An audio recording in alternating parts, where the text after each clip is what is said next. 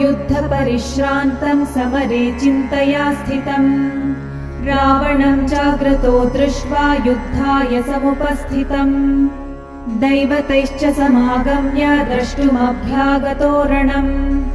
उपगम्याब्रवीद् रामम् अगस्त्यो भगवान् ऋषिः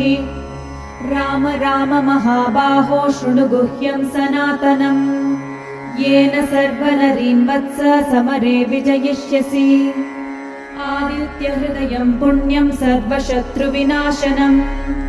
जयावहं जपे नित्यम् अक्षय्यं परमं शिवम् सर्वमङ्गलमाङ्गल्यं सर्वपापप्रणाशनम्